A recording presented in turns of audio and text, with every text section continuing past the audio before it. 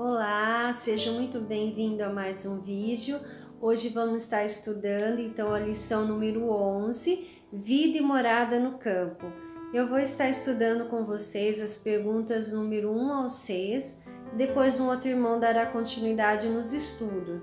Vida e morada no campo é um tema muito importante, muito tem se falado em nosso meio e é um tema muito atual. Nós sabemos que nós estamos no final da nossa era aqui na Terra, estamos no tempo do juízo, logo nos sobrevirá muitas perseguições, então será necessário, urgente, então sairmos da cidade e procurarmos então nos estabelecermos em morada no campo. Vamos então ao verso áureo que diz assim: o proveito da terra é para todos, até o rei se serve do campo. Eclesiastes 5:9, que texto maravilhoso, né? Então, o proveito é para todos, até o rei se serve do campo, né? O nosso alimento necessário para o nosso sustento, então, vem da terra, do campo.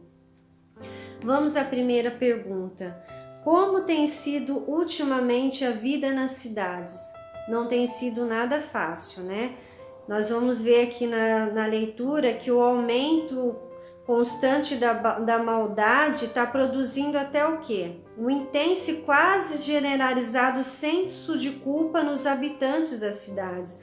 Nós vemos o quê? A corrupção dominando, de uma forma que até quase que vai além do que a capacidade humana pode descrever. A gente vê então fraude e corrupção que campeiam na política, um cenário muito atual que nós temos visto hoje, né? Os políticos aproveitando esse tempo da epidemia para o benefício próprio. E vamos aqui à leitura da Bíblia que está em Isaías 59, verso 14 ao 15. Diz assim: pelo que o direito se retirou e a justiça se pôs de longe, porque a verdade anda tropeçando pelas praças e a retidão não pode entrar.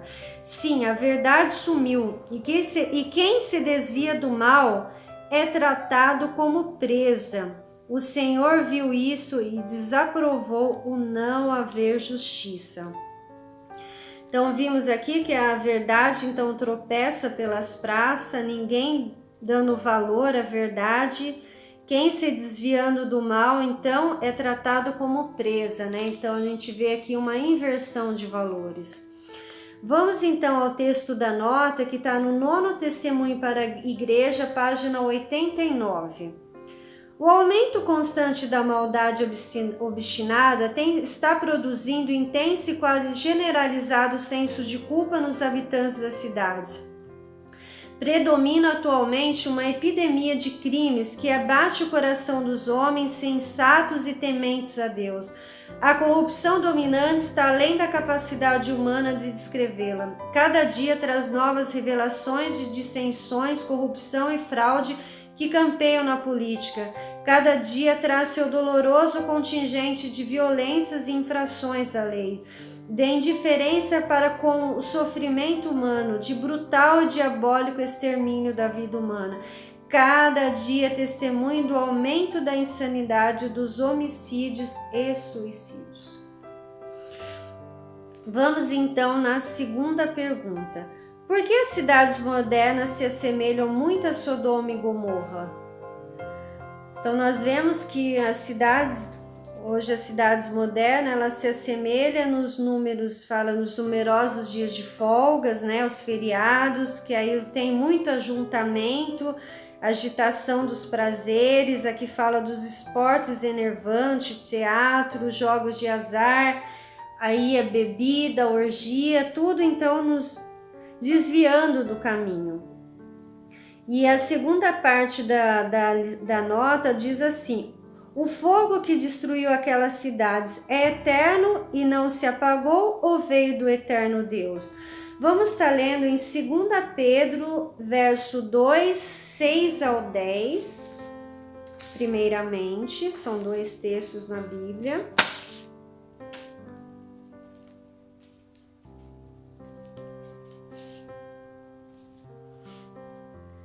e reduzindo as cinzas de Sodoma e Gomorra, ordenou-as à ruína completa, tendo-as posto como exemplo a quantos venham a viver impiamente, e livrou o justo Jó, afligido pelo procedimento libertino daqueles insubordinados, porque este justo, pelo que via e ouvia quando habitava entre eles, atormentava sua alma justa, cada dia por causa das obras iníquas daqueles.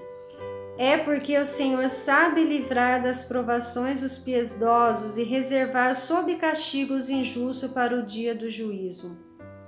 Especialmente aqueles que, seguindo a carne, em imundas paixões e menosprezam qualquer governo, atrevidos, arrogantes, não temem difamar autoridades superiores. E vamos a mais um texto que está em Judas 1, 7 ao 8. Como Sodoma e Gomorra e as cidades circunvizinhas, que havendo-se entregado à prostituição, como aqueles seguindo após outra carne, são postas para exemplo do fogo eterno, sofrendo punição. Ora, este da mesma sorte, quais sonhadores alucinados, não só se contaminam a carne, como também rejeitaram o governo e difamaram a autoridade superior. Então aqui está mostrando que ela foi queimada com fogo eterno, mas esse fogo, ele é eterno porque ele veio do eterno, não que o fogo é eterno, né? Mas o Deus que enviou esse fogo é um Deus eterno. Vamos então à leitura que está no 9º testemunho para a igreja, número 89. As cidades modernas estão se transformando rapidamente em Sodomas e Gomorra. Numerosos são os dias de folga. As ondas da agitação e do prazer desviam milhares de pessoas dos austeros deveres da vida. Os esportes enervantes, o teatro, as corridas de cavalo, os jogos de azar, as bebidas e as orgias despertam ao máximo todas as paixões. Vamos à próxima pergunta que diz assim: por que a religião de muitos se esfria? Por que será? Aqui nós vamos ver que o jovem, então, eles são envolvidos por uma onda popular, né? São muitas as tentações, né? Que deixam, fala que os que deixam então dominar pelas diversões abrem a porta para um dilúvio de tentações. Aí dessa forma então esfriam as aspirações religiosas e debilita também a vida espiritual. Mas vamos à leitura do texto na Bíblia, que está em Deuteronômio 32, 32.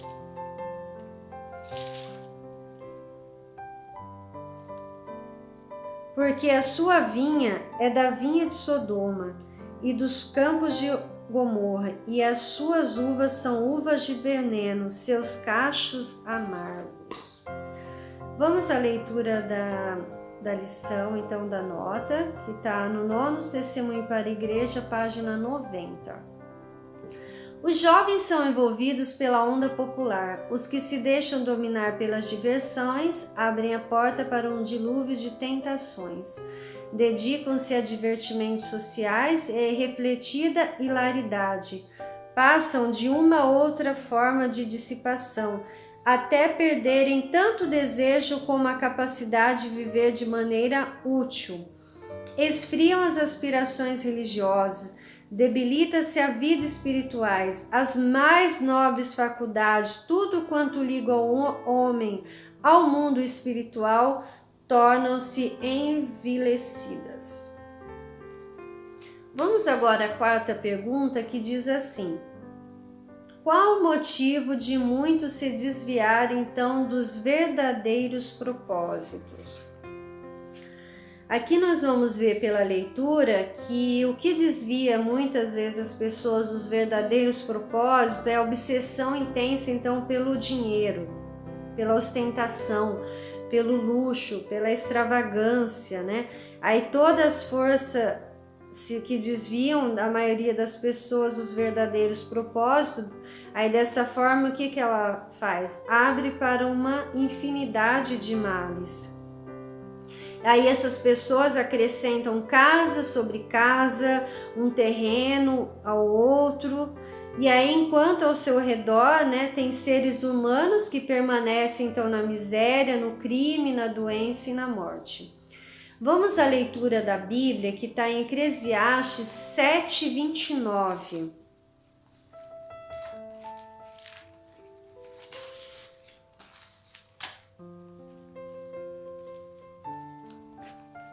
Diz assim: Eis o que tão somente achei, que Deus fez o homem reto, mas ele se meteu em muitas astúcias. Então Deus fez o homem perfeito, mas ele tem se desviado do caminho e se enveredado por caminhos de astúcia. Vamos então à leitura da nota. Tá? No Nono Testemunho para a Igreja, página 90. A obsessão intensa pelo dinheiro, o amor à ostentação, ao luxo e à extravagância são todas forças que desviam a maioria das pessoas dos verdadeiros propósitos da vida e abrem a porta para uma infinidade de males.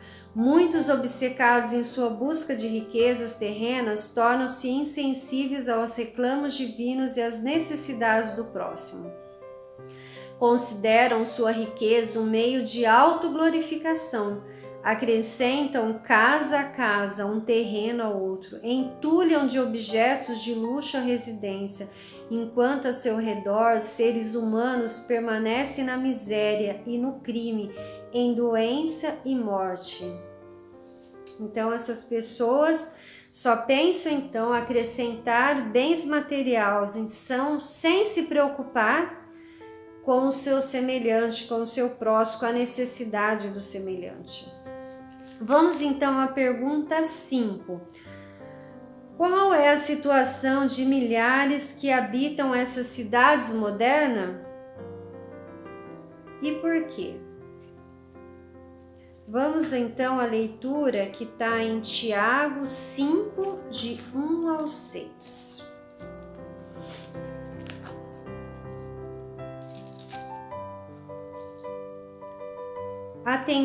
Atendei agora, ricos, chorai, lamentando por causa das vossas desventuras que vos sobrevirão. As vossas riquezas estão corruptas, e as vossas roupagens comida de traça. O vosso ouro e a vossa prata foram gastos de ferrugem, e a sua ferrugem há de ser por testemunho contra vós mesmo, e há de devorar como fogo as vossas carnes, tesouros acumulados nos últimos dias. Eis que o salário dos trabalhadores que ceifam os vossos campos e que por vós foi retido com fraude, está clamando, e os clamores dos ceifeiros penetram até os ouvidos do Senhor dos Exércitos. Tendes vivido regaladamente sobre a terra, tendes vivido nos prazeres, tendes engordado o vosso coração em dia de matança, tendes condenado e matado o justo, sem que ele vos faça resistência. Então, aqui pela leitura, nós vemos que toda a riqueza então adquirida de forma errada vira o quê? Uma maldição, né? Deus condena então quando não fazemos o bom uso dos nossos talentos, dos talentos adquiridos. Vamos à leitura da nota que está no Nono Testemunho para a Igreja, página 90. Diz assim: por meio de toda espécie de opressão e extorsão, acumulam os homens fortunas colossais, enquanto sobem para Deus os clamores da humanidade faminta. Multidões lutam contra a pobreza, obrigados a trabalhar arduamente por salários ínfimos, sem poder adquirir as coisas mais indispensáveis à vida. O cansaço e as privações, sem a menor esperança de coisas melhores, tornam-lhes muito pesada a carga. Se a isso forem acrescentada a enfermidade e a dor, então sua vida se torna quase insuportável. Minadas pelas preocupações e oprimidas, não sabe onde buscar alívio. Vamos à pergunta número 6. Quanto somente pode alcançar o favor divino? Vamos estar lendo em Provérbios 11, 27. Quem procura o bem alcança favor, mas ao que corre atrás do mal, este lhe sobrevirá. Então, os que procuram o bem, que andam no caminho do bem, estes então vão alcançar o favor divino. Já os que correm atrás do mal vão apenas encontrar o mal. Que Deus possa nos abençoar com este estudo, que possamos cada dia mais colocar em prática, que possamos ir nos preparando então para a vida e morada no campo. Peço que vocês acessem também o nosso canal no YouTube, que compartilhem nossos vídeos, assim ajudando na divulgação dos nossos trabalhos, que visite a nossa página no Facebook e também o nosso site Movimento Adventista. Até uma próxima! Que a paz de Deus, então, continue conosco nesses estudos. Vou dar continuidade com vocês nesse estudo da lição 11, a 7ª pergunta.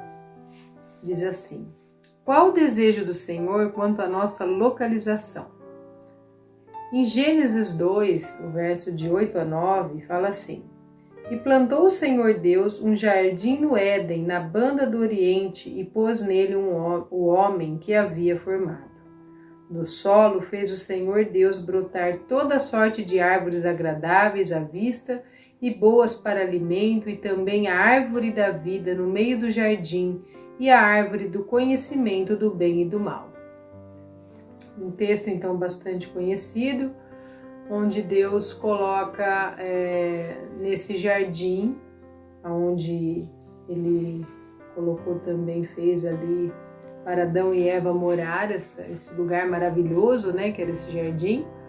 E ali então Ele colocou a árvore da vida bem no meio desse lindo jardim, e também tinha a árvore do conhecimento do bem e do mal, que nós sabemos que foi a árvore que serviu de prova então para aquele casal, para que eles pudessem fazer sua escolha de desobedecer ou obedecer a Deus. E infelizmente foi feita a escolha errada, né? Mas aqui nós devemos nos ater então para a resposta dessa pergunta sobre a questão da onde eles então tinham a sua morada, como que era este jardim. Aqui na nota diz assim: olho para estas flores e cada vez que as vejo penso no Éden. São uma expressão do amor de Deus por nós. Assim nos dá Ele neste mundo uma pequenina prova do Éden.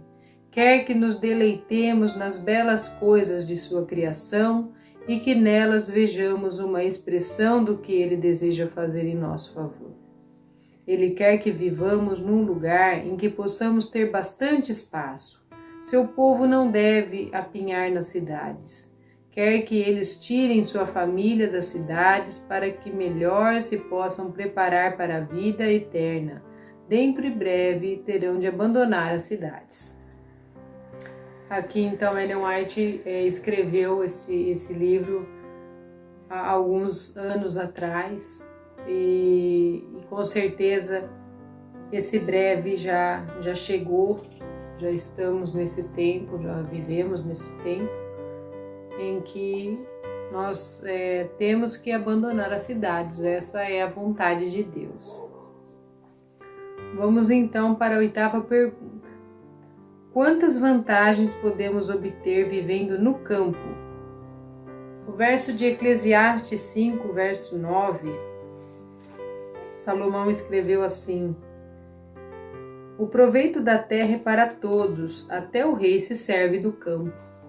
Então, até mesmo um rei, na sua maior posição ali, ele precisa da terra, ele precisa se alimentar através da terra, ele precisa do campo. Então, por isso que está dizendo que o proveito da terra é para todos. Tanto rico quanto pobres, depende da terra para poder tirar o seu sustento. A nota diz assim: na verdade, você não ficaria no campo inteiramente livre dos aborrecimentos e complicados cuidados, mas evitaria ali muitos males e fecharia a porta ao dilúvio de tentações que ameaçam dominar a mente de seus filhos. Eles precisam de ocupação e variedade. A monotonia de seu lar torna-os desassossegados e impertinentes e contraíram o hábito de misturar-se com rapazes viciados da cidade, obtendo assim uma educação de rua. Viver no campo lhe será benéfico. Vida ativa ao ar livre desenvolve a saúde tanto da mente como do corpo.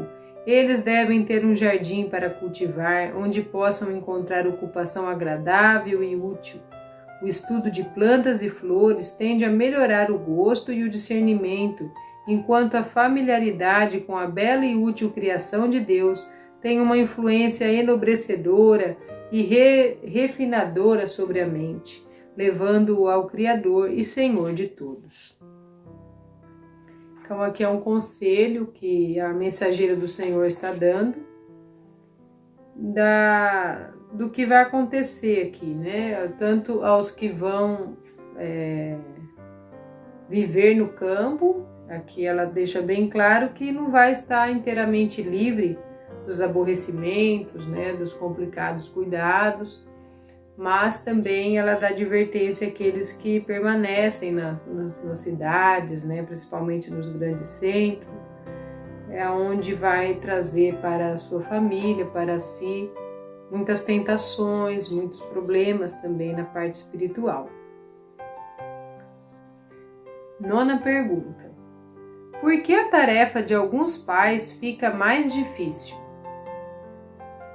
No texto aqui, então, da Pena Inspirada, fala assim: os que tomam suas famílias e as levam para o campo, colocam-nas onde terão menos tentações. Os filhos que se acham em companhia de pais que amam e temem a Deus estão em todo sentido melhor situados para aprender do grande mestre, o qual é a origem e fonte de sabedoria. Têm eles oportunidade muito mais favorável de se tornarem aptos para o reino do céu.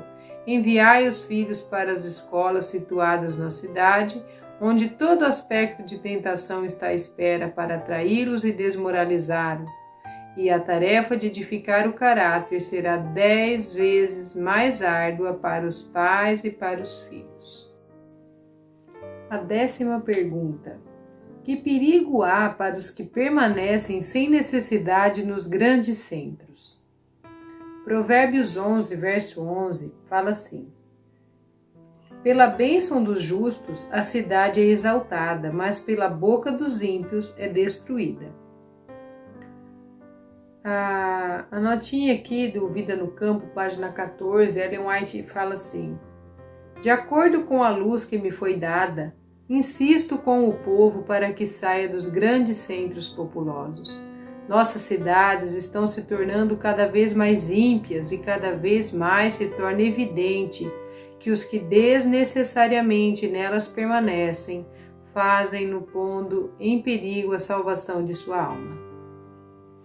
Uma advertência muito importante para nós, né, que nós devemos atender esse chamado de Deus. É uma decisão talvez difícil para muitos, né, que já estão estabelecidos, mas a gente vê aqui que é uma ordem de Deus e que é realmente muito perigoso. Então, que possamos nos apressar já em estar atendendo esse chamado de Deus. A 11ª pergunta: qual teria sido a maneira ideal para Ló obter sucesso espiritual e evangelístico? Mais tarde, na fuga, em que lugar ainda preferiu? Era propósito de Deus deixá-los em Zoar? Vamos iniciar agora lendo o texto de Gênesis 13, 10 a 12, que diz assim: levantou Ló os olhos e viu toda a campina do Jordão, que era toda bem regada, antes de haver o Senhor destruído Sodoma e Gomorra. como o jardim do Senhor, como a terra do Egito, como quem vai para Zoar. Então Ló escolheu para si toda a campina do Jordão e partiu para o oriente. Separaram-se um do outro. Habitou Abraão na terra de Canaã e Ló nas cidades da campina e ia armando as suas tendas até Sodoma. Ora, os homens de Sodoma eram maus e grandes pecadores contra o Senhor. Então nós sabemos aqui da história de Abraão e Ló, que não estava dando muito certo junto. E Abraão, então, teve a generosidade de deixar Ló escolher o lugar que ele queria ficar. E Ló, então, escolheu ir para o lado ali de Sodoma. E ele escolheu porque era uma campina, uma planície, um lugar, né, bonito, atrativo. E ele, então, escolheu esse lugar. Mas aqui a Bíblia está dizendo que em Sodoma tinha homens maus. E ele foi mais pela, vamos dizer, atração do lugar, né? Pela beleza, e não viu esse lado, então, de perigo aí, de tentação que tinha, que estava expondo a sua família. Aí tem mais um texto, que é o de Gênesis 19, 16 até o 22 e o verso 30 também, que fala assim: Como, porém, se demorasse, pegaram-no os homens pela mão, e ele, sua mulher e as 2 filhas, sendo-lhe o Senhor misericordioso, e o tiraram e o puseram fora da cidade. Havendo-os levado fora, disse um deles: Livra-te, salva a tua vida, não olhes para trás, nem para toda a campina. Foge para o monte, para que não pereças. Respondeu-lhes Jó: Assim não, Senhor meu. Eis que o teu servo achou mercê diante de ti, e engrandeceste a tua misericórdia, que me mostraste, salvando-me a vida. Não posso escapar no monte, pois receio que o mal me apanhe e eu morra. Eis aí uma cidade perto da qual eu posso fugir, e é pequena. Permite que eu fuja para lá, porventura não é pequena? E nela viverá a minha alma. Disse-lhe: Quanto a isso, estou de acordo, para não subverter a cidade que acabas de falar. Apressa-te, refugia-te nela, pois nada posso fazer enquanto não tiveres chegado lá. Por isso se chamou Zoar, o nome da cidade. Verso 30. Subiu Ló de Zoar e habitou no monte, ele e suas filhas, porque receavam permanecer em Zoar, e habitou numa caverna, ele e suas 2 filhas. Então, a gente vê nessa história que os anjos precisou pegar Ló pela mão, tirar ele ali de Sodoma, porque senão ele ia ser até destruído, né, junto. E ali a sua esposa acho que já tinha se perdido, vamos dizer, naquela cidade, acabou olhando para trás, se tornou uma estátua, né, de sal, que nós sabemos a história. E Ló então pediu para Deus, para ele poder ficar num lugar, né, que ele fosse um pouco mais seguro, com medo de morrer. Foi para essa pequena cidade, mas ali já está falando que Ló já ficou com medo de permanecer em Zoar também, mesmo sendo uma cidade pequena, né? Ele então resolveu ficar aí numa caverna com as suas 2 filhas.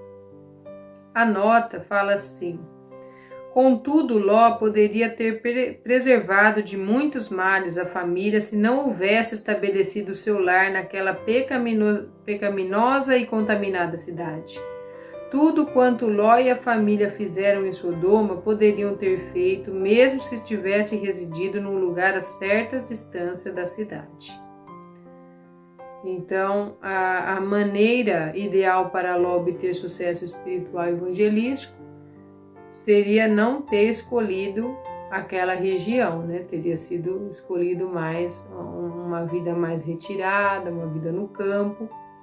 E ali, então, na fuga ainda, ele preferiu ficar numa cidade pequena pedindo para Deus, ali que era a cidade de Zoar, mas não era propósito de Deus deixá-lo ali também. Ló, e a história de Ló é uma história muito amarga, muito triste, porque ele sofreu muitas consequências. Depois as filhas também o que fizeram. Se vocês continuarem a leitura, vocês vão ver quantos males que decaiu ali sobre Ló e sua família. Foram muito deles, e tudo isso por causa de uma escolha errada feita lá atrás. Ele poderia já, desde o início, ter escolhido um lugar melhor, e ali ele ia poder dar atenção melhor e às vezes salvaguardar a família daqueles males, daquelas pessoas más, mas por causa de sua ambição, por causa de sua relutância, ele acabou pondo muito ali a perder, né? Perdeu sua esposa, as filhas também foram muito influenciadas por coisas ruins, e no final das contas ele teve que acabar vivendo numa caverna ali, para não tornar as coisas pior ainda. Então, que Deus possa nos abençoar, que Deus possa nos dar graça, possa nos ajudar em nossas escolhas, que cada um que está acompanhando possa fazer uma reflexão sobre esta lição, sobre a vontade de Deus, o que Ele quer para nós. E Deus, Ele só quer o nosso melhor. Então, que nós possamos a cada dia buscar fazer a Tua vontade, para não andarmos nos nossos próprios caminhos, fazer as nossas próprias escolhas, mas que possamos colocar Deus à frente de tudo. Foi um prazer estar com vocês, poder estudar mais uma vez com vocês. E eu peço para que vocês não esqueçam de compartilhar esses vídeos, de curtir a nossa página, nosso canal também, para que essas mensagens possam ser transmitidas a todos quanto nós pudermos alcançar com essas mensagens de Deus. Que o Senhor abençoe a todos. Em nosso site vocês encontrarão estudos, notícias, dicas de saúde, além de todas as nossas lições. Participem conosco através da nossa página no Facebook e assistam todas as nossas lições através do YouTube.